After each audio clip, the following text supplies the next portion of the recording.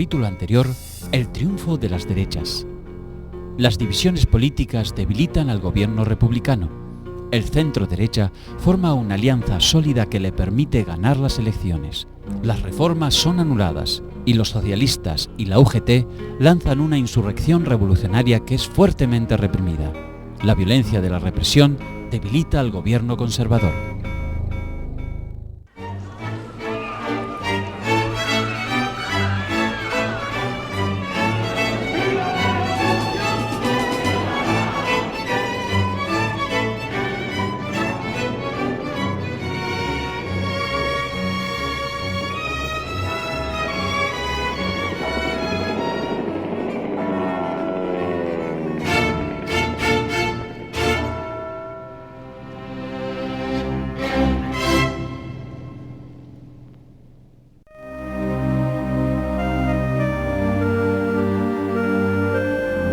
A comienzos de 1936 se alcanzó en España la certeza de que las derechas en el gobierno, después de 2 años de gestión, habían dilapidado su capital político. La impopularidad se produjo a causa de escándalos de corrupción en los que se vieron envueltos diversos funcionarios, pero también de excesos represivos producidos particularmente en Cataluña y Asturias. Allí, ante la formación del gobierno de derechas de Alejandro Lerroux, con la incorporación de ministros de la Confederación Española de Derechas Autónomas, CEDA, en 1934, los sectores obreros habían intentado un levantamiento armado. La CEDA alentaba el proyecto de instaurar un régimen autoritario, conservador y católico, con una constitución no democrática. Era un sistema dictatorial al estilo portugués, poniendo a José María Gil Robles como jefe de gobierno. Por eso, la entrada de 3 dirigentes de la CEDA en el Consejo de Ministros de Lerroux fue vista como una amenaza directa para la República y provocó el levantamiento de la izquierda. Esta insurrección fue rápida y violentamente sofocada, señalando una importante derrota obrera y un grado inesperadamente alto de represión.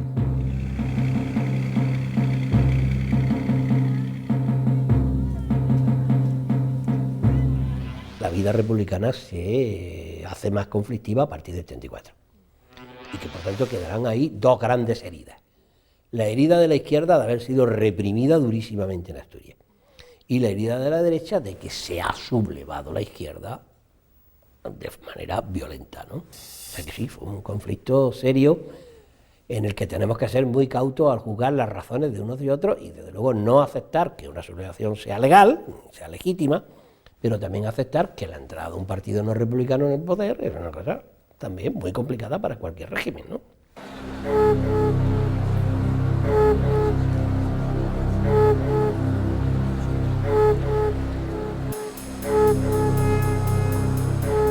Después de la insurrección de 1934, los patronos habían pasado a la ofensiva, amparados por el gobierno derechista.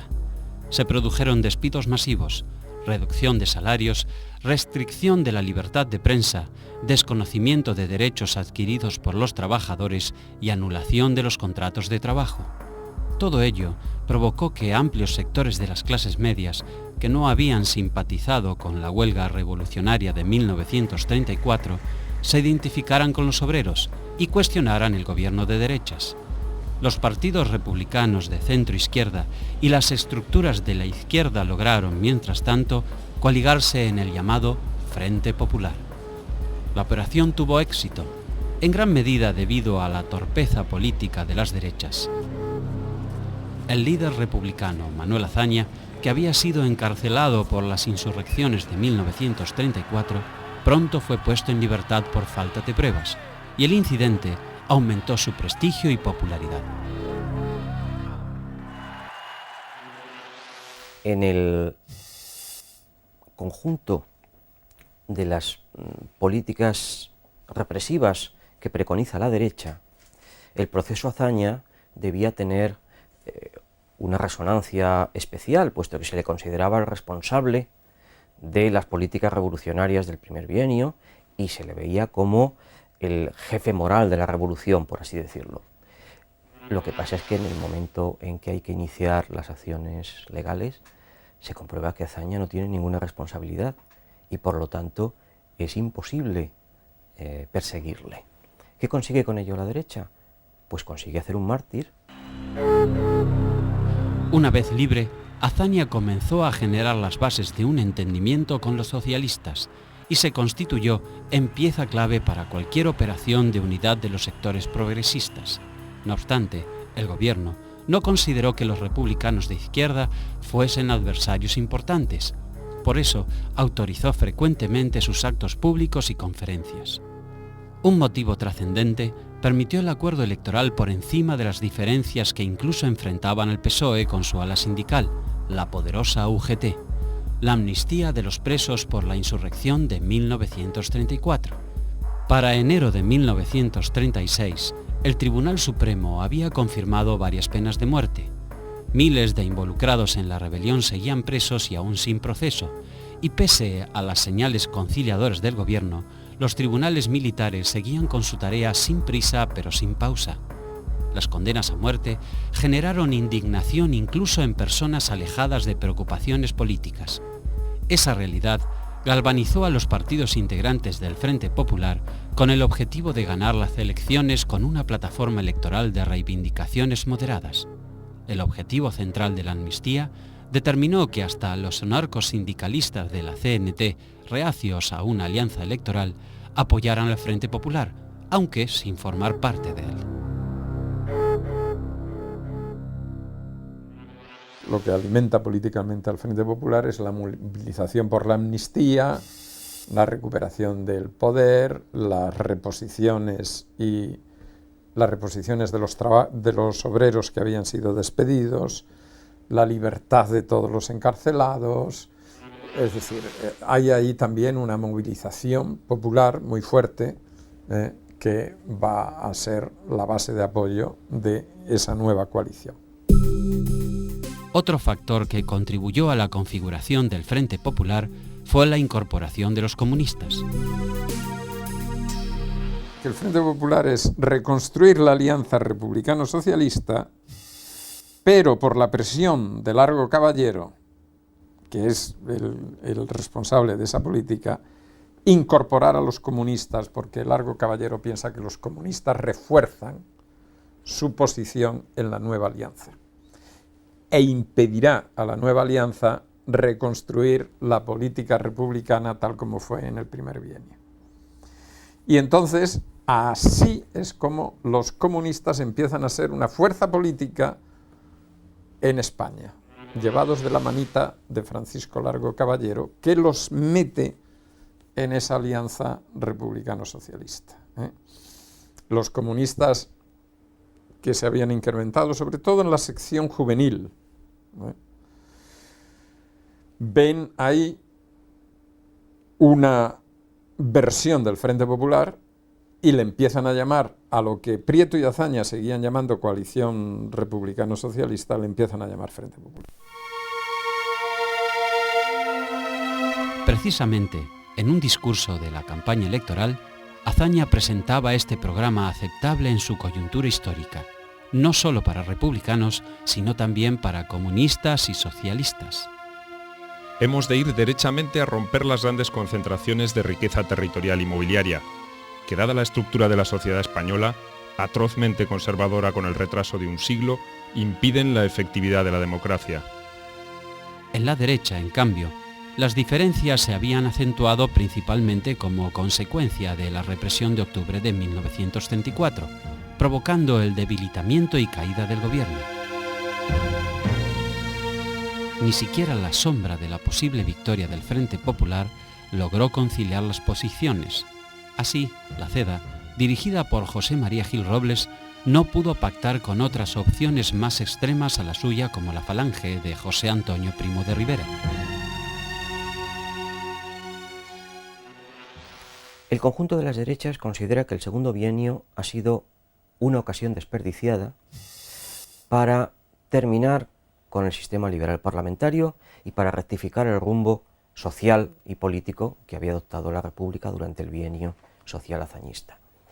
Existe, por lo tanto, una sensación de frustración. Para el sector mayoritario, la CEDA, esa frustración se dirige hacia agentes externos, los radicales y el presidente de la República, que han frustrado la posibilidad de que Gil Robles tomase el poder. Para los monárquicos y los falangistas, la culpa está en la propia CEDA, que ha sido un partido que se ha entregado al juego parlamentario sin ocuparse de lo que verdaderamente era importante, que era la movilización de masas y la conspiración militar para terminar con el régimen. De manera que ambos sectores se acusan de no haber cooperado, no haber colaborado entre sí para lograr sus objetivos. El Frente Nacional, que reunía las derechas, se conformó con la CEDA, el Partido Radical de Alejandro Lerroux, el Partido del Centro de Manuel Portela Valladares y los progresistas del presidente Niceto Alcalá Zamora, entre otros. El 16 de febrero de 1936, más del 70% de los ciudadanos con derecho a voto concurrieron a las urnas.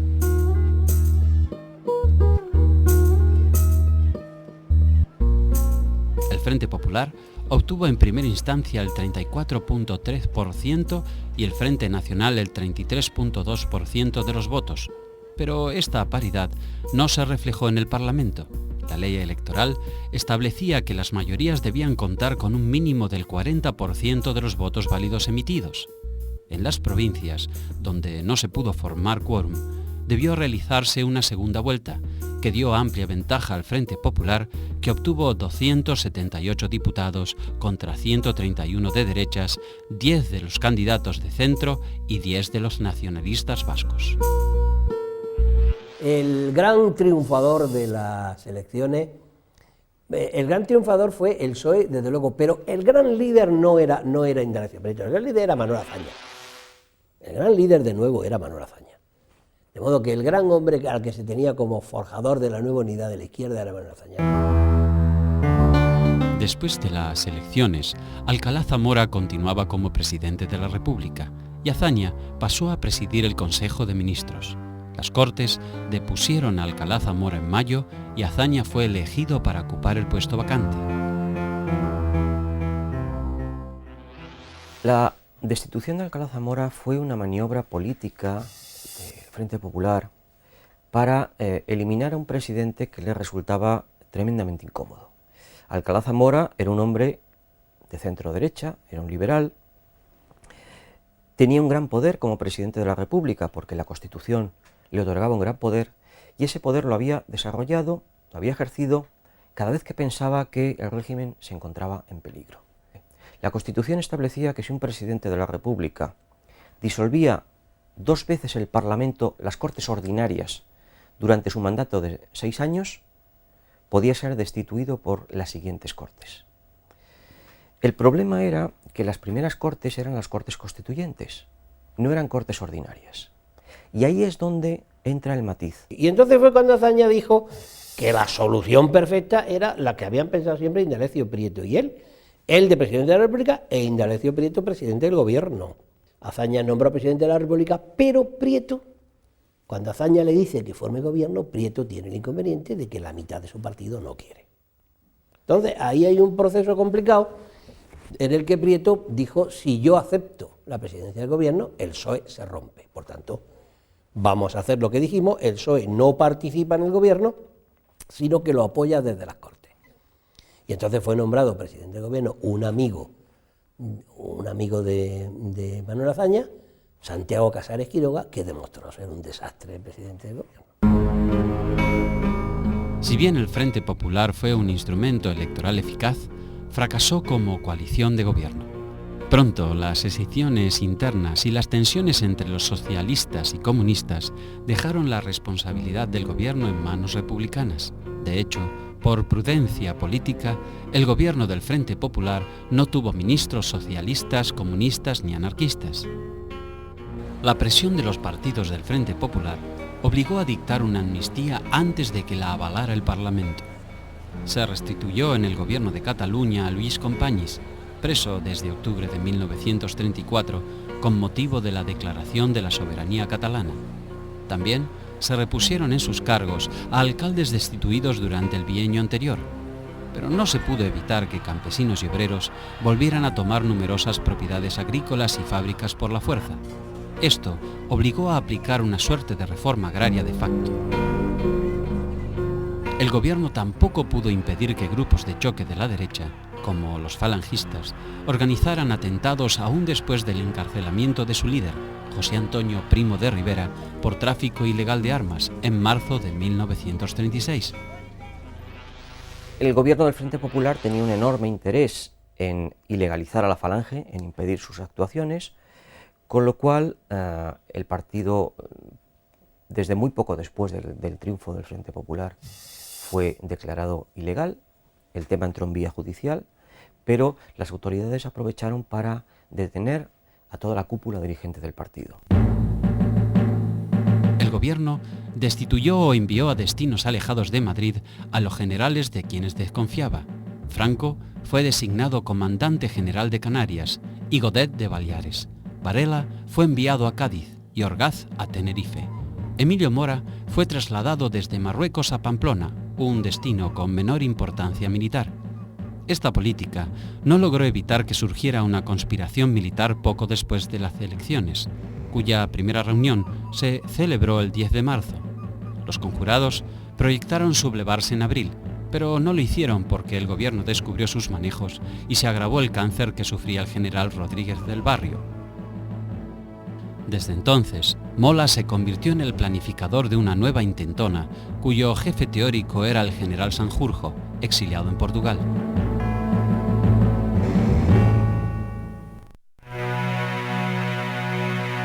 La conspiración militar será conocida y alentada por sectores políticos conservadores y de derechas que la financiaron.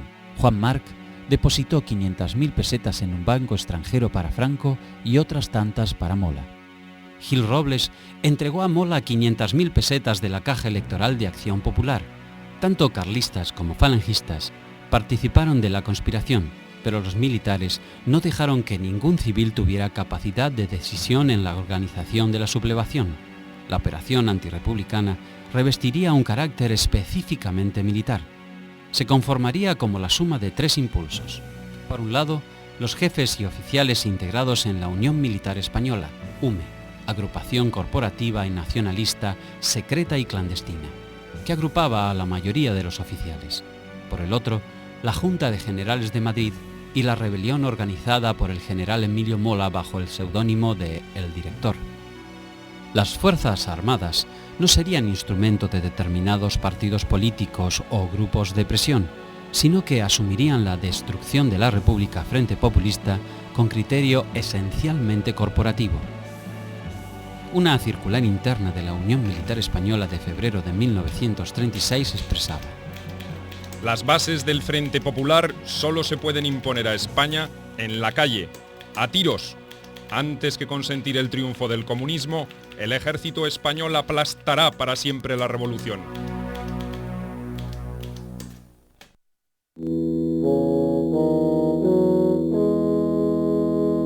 La derrota en las elecciones le generó al Frente Nacional una crisis profunda. Gil Robles perdió su liderazgo y la CEDA sufrió el impacto. Sectores de la derecha comenzaron a traslucir su decepción por la República y apoyaron a un político monárquico y admirador de Mussolini, José Calvo Sotelo. La retórica de Calvo Sotelo era decididamente subversiva. Sería loco el militar que al frente de su destino no estuviera dispuesto a sublevarse en favor de España y en contra de la anarquía si ésta se produjera. El ascenso de Calvo Sotelo en la consideración de los sectores más conservadores fue paralelo a la consolidación de la conspiración militar y el incremento de la violencia de grupos extremistas de ambos bandos que el gobierno no pudo conjurar. La destitución de Niceto Alcalá Zamora profundizó las contradicciones del Frente Popular al ceder la iniciativa al reformismo burgués, representado por Azaña. Su programa contemplaba la reactivación de la reforma agraria, la ley sobre rescate de bienes comunales, la legalización de ocupaciones de tierras y otras medidas que fueron consideradas amenazadoras por los viejos grupos dominantes. Aunque el gobierno exasperaba a sus opositores, no parecía actuar con la profundidad que ciertos sectores propios le exigían. Las fuerzas de izquierda consideraron que el programa político de Azaña era tibio y sus tiempos demasiado pausados. El proletariado exigía de forma impaciente cambios profundos y estaba empeñado en una dura lucha contra la patronal, que a su vez también se radicalizaba cada vez más. Las derechas trataron de sacar partido de la situación, reclamando al gobierno que garantizara el orden público.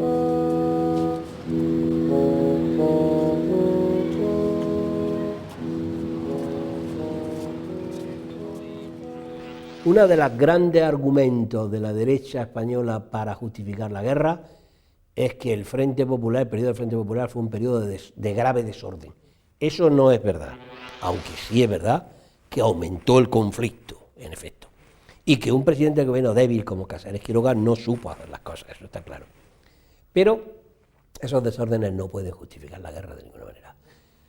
Gil Robles empleó ese argumento en las Cortes sistemáticamente, y Calvo Sotelo emplearon ese argumento para señalar la ilegitimidad del gobierno del Frente Popular, que era incapaz de controlar el orden público. En efecto, hubo mucho conflicto, pero no un desorden generalizado, no. El 15 de abril, Calvo Sotelo responsabilizó a las autoridades de los hechos violentos, tales como incendios de iglesias y comercios y enfrentamientos entre grupos antagónicos de ciudadanos. Reiteró la acusación el 16 de junio señalando la ruina de todo sentido de autoridad nacional. Otros dirigentes derechistas como Gil Robles, tan íntimamente vinculado a la Iglesia católica, no decían menos. Para la Iglesia, la victoria del Frente Popular había significado el naufragio de los más nobles valores de la civilización cristiana y el triunfo de la impiedad, del marxismo y del amor libre, según palabras del obispo de Teruel. La Iglesia había sido altamente beligerante en aquella campaña electoral, antes de febrero del 36. Distintos obispos publican unas circulares que hoy es impensable que lo hiciera, pero entonces, es decir, que es la lucha entre Dios y el demonio, el bien y el mal, que se pierde España. Por tanto, fue muy beligerante. Mientras tanto, el general Mola seguía tejiendo una eficaz red de enlaces militares y civiles con vistas a la sublevación. En lo político, tuvo dificultades en obtener el apoyo de algunos grupos derechistas, como la Falange y el Carlismo, que pretendían imponer sus condiciones a lo que Mola no estaba dispuesto. Por si alguna duda quedaba, el 20 de junio de 1936, el general Mola manifestó en una de sus instrucciones reservadas: ha de advertirse a los tímidos y vacilantes que aquel que no está con nosotros está contra nosotros, y que como enemigo será tratado.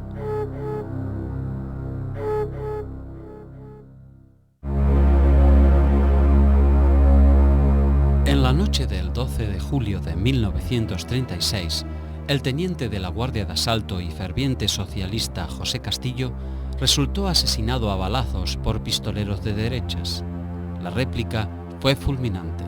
En la madrugada del 13, un grupo de compañeros de Castillo, un capitán de la Guardia Civil y el antiguo guardaespaldas de una diputada socialista, secuestraron y mataron a Calvo Sotelo. Los asesinatos de Castillo y de Calvo Sotelo hay que contemplarlos en el marco de la violencia generalizada de finales de la primavera, principios del verano de 1936.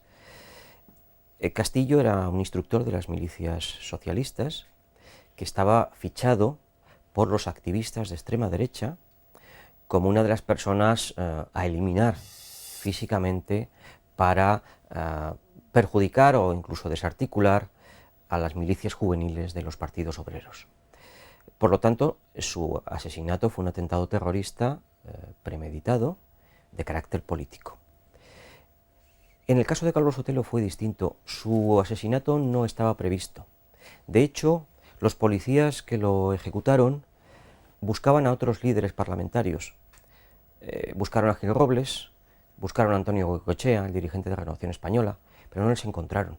Y Calvo Sotelo sí estaba en su casa. El gobierno, exclusivamente republicano, no tuvo nada que ver con el hecho, ni los asesinos eran exactamente partidarios suyos. Incluso, el comandante Burillo, jefe del grupo de asalto al que pertenecía Castillo, era socialista y luego se hizo comunista. Pero se atribuyó este crimen al gobierno, y eso aceleró decisiones entre los conspiradores. El carlismo aceptó apoyar la sublevación y algunos militares que estaban indecisos tomaron el partido de Mola. Tal fue el caso del general Franco, quien no le había dado respuesta al general Mola en cuanto a si iba o no a participar, pero que al conocer la suerte de Calvo Sotelo, decidió unirse. Mola estableció que la rebelión se produciría entre el 17 y el 20 de julio. La inminencia de un golpe fue percibida por amplios sectores frente populistas, aunque no reconocida por el gobierno.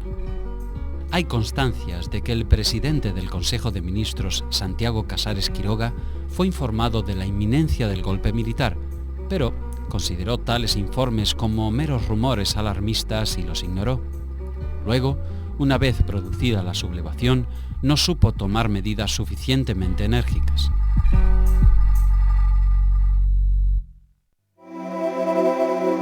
Marruecos era la mayor guarnición militar de España.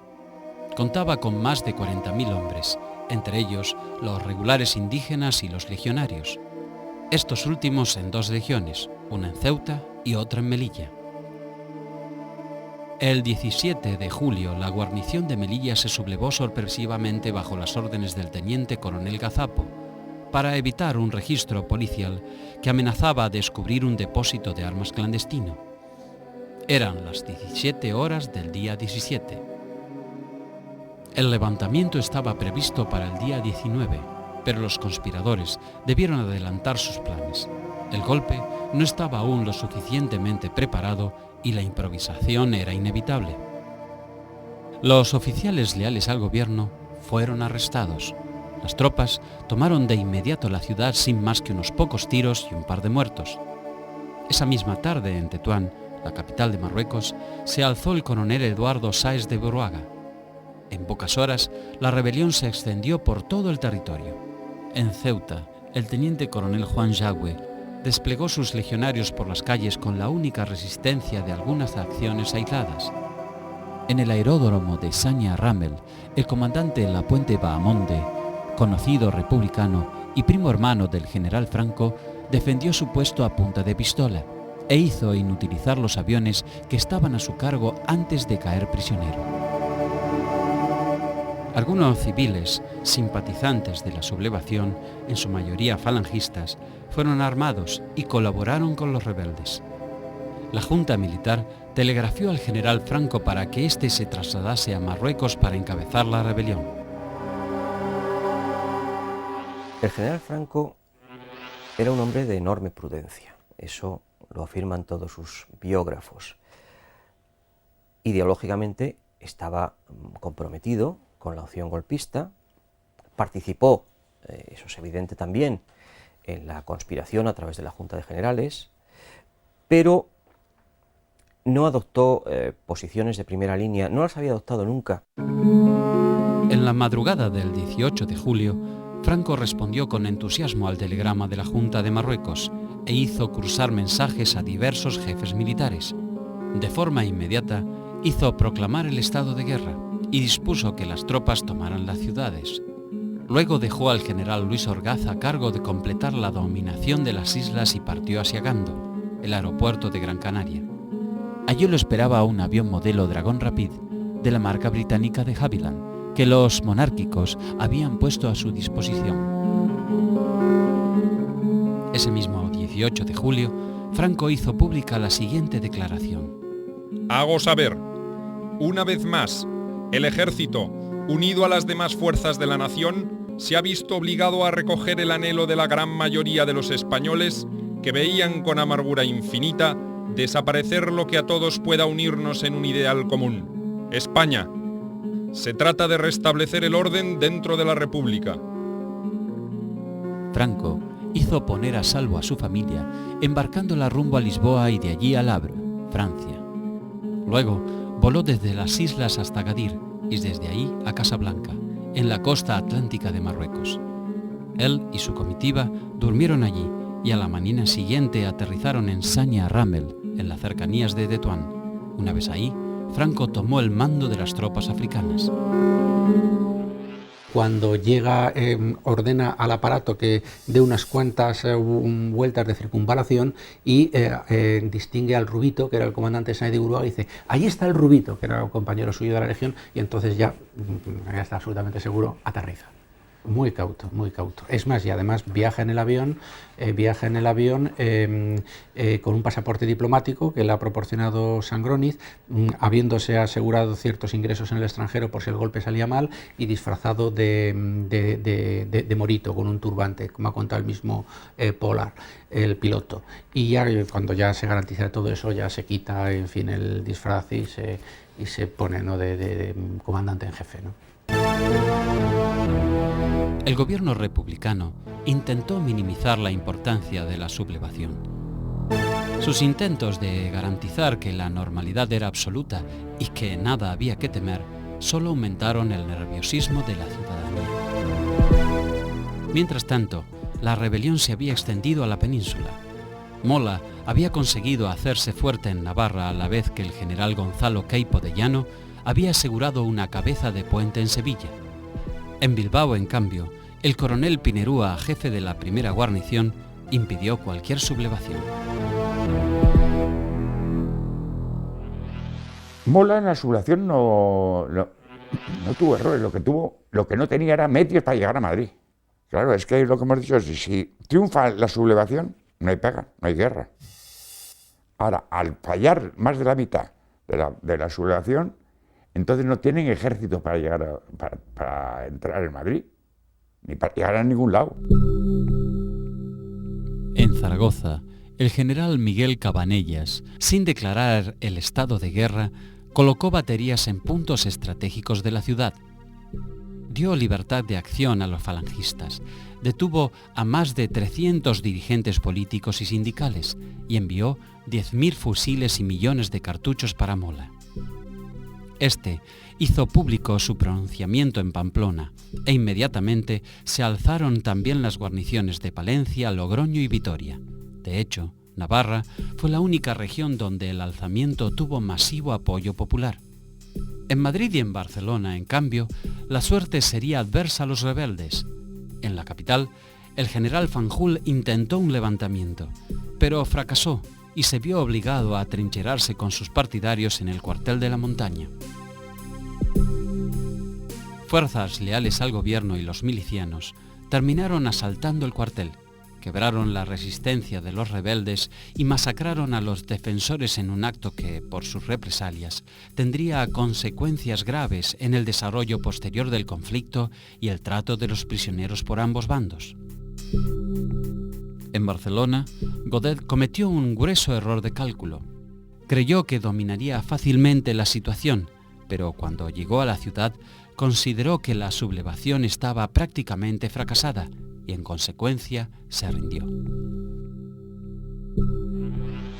Godet fue siempre un buen hombre que había participado ya en otras intentonas, pero nunca fue una gran cabeza, ¿no? Es decir, los de Barcelona no estaban bien preparados y él llegó a Barcelona sin conocer bien la situación y fue apresado. Sí, bueno, pues podría haber resistido heroicamente y proclamar tal, pues no. Godet. Luego sus hijos han intentado escribir algún libro justificando y reivindicando su persona, pero el hecho es que él por la radio recomendó que la sublevación se acabara, presionado evidentemente por la Generalitat catalana y por quienes le habían apresado. A diferencia de lo ocurrido en Madrid con el gobierno central, en Barcelona, la Generalitat, con el comisario general de Orden Público, capitán Federico Escofet, a la cabeza, organizó la represión a los rebeldes. Los militares alzados fueron derrotados por el Cuerpo de Seguridad de Asalto, al que, al cabo de unas horas, se unieron los milicianos, armados con pertrechos abandonados por los soldados en la calle, y luego, sobre las 3 de la tarde, la Guardia Civil mandada por el coronel Escobar. El gobierno republicano, al enterarse de la insurrección, consideró que ella triunfaría inmediatamente en Marruecos, pero fracasaría en la península. Las tropas marroquíes deberían atravesar el estrecho para unirse a los otros sublevados. En caso contrario, quedarían aislados y fracasarían. Los suboficiales y cabos de la Marina, así como los oficiales de los cuerpos auxiliares como telegrafistas, por ejemplo, eran republicanos incondicionales. No era posible que secundaran un motín contra el gobierno. Así, los legionarios y moros no tendrían modo de cruzar el mar hacia Andalucía. Ese era el problema que debía resolver Franco.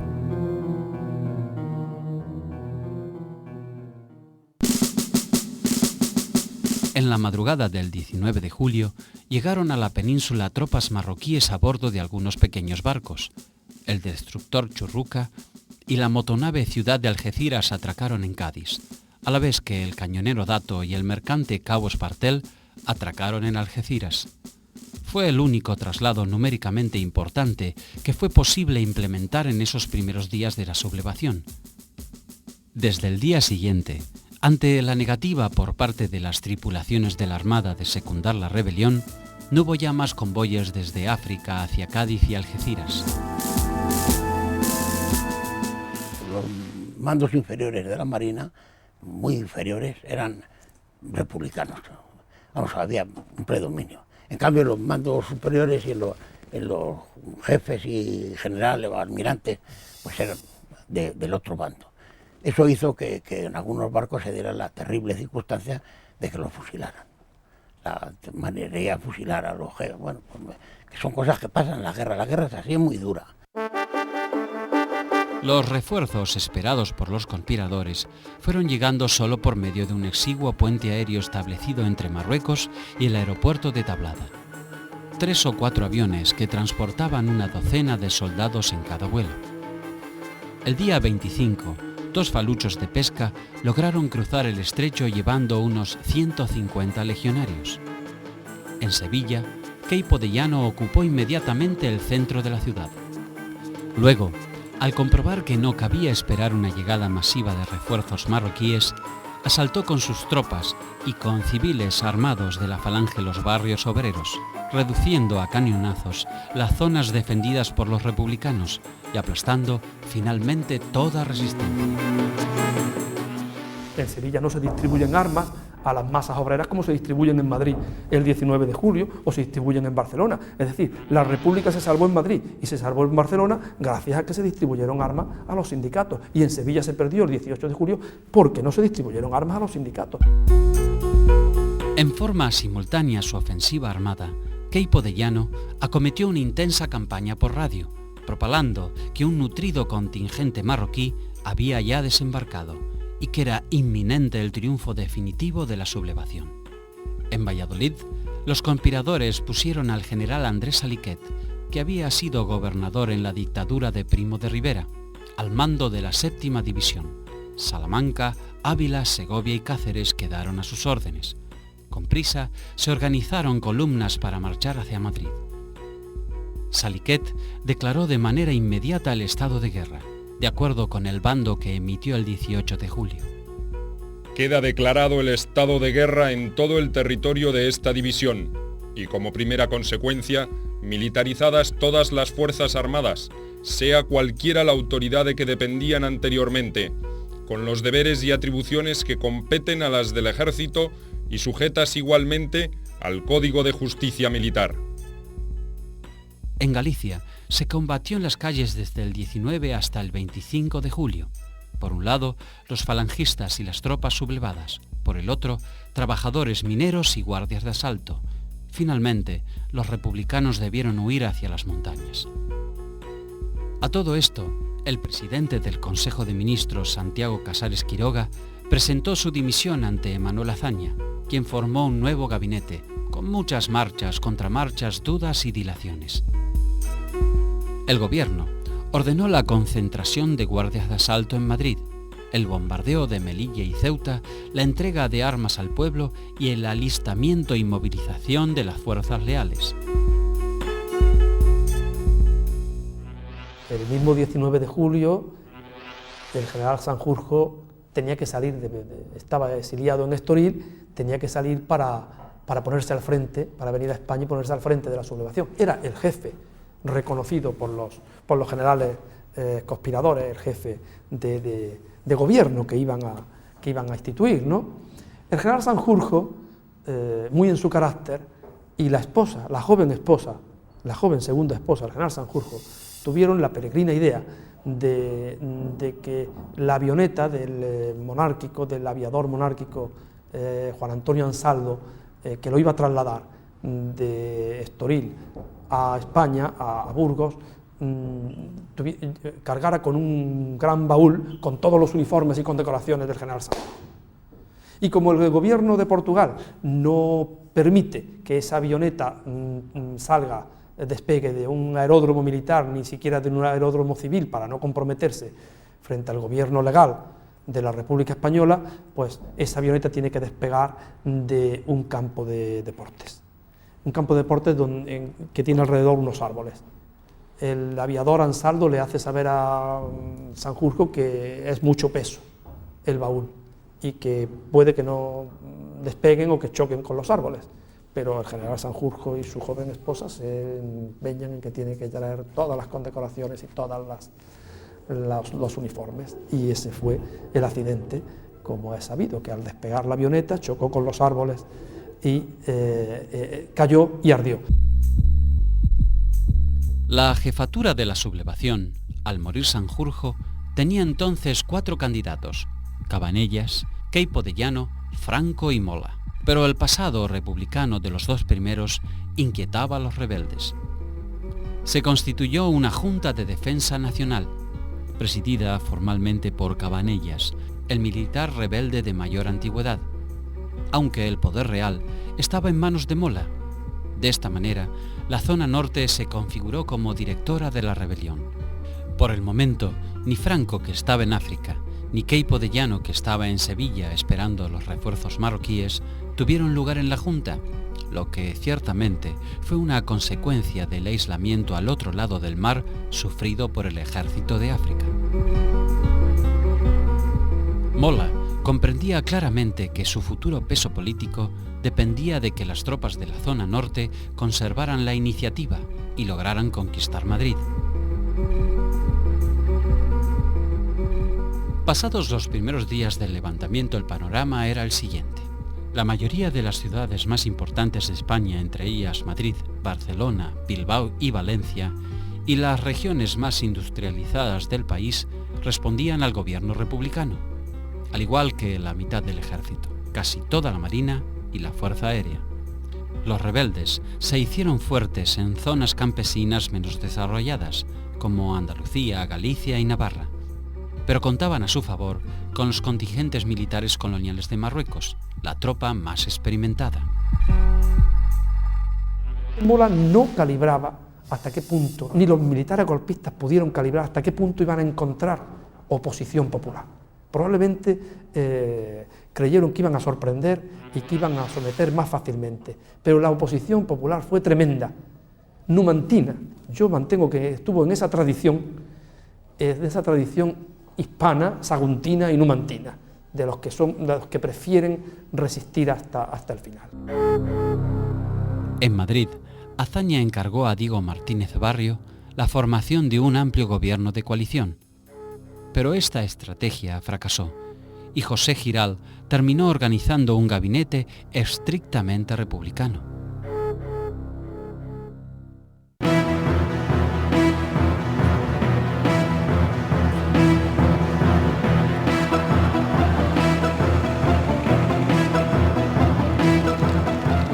A esta altura, España estaba definitivamente partida en 2. El golpe había fracasado en su intención de tomar el poder en todo el territorio, y la guerra civil era inevitable.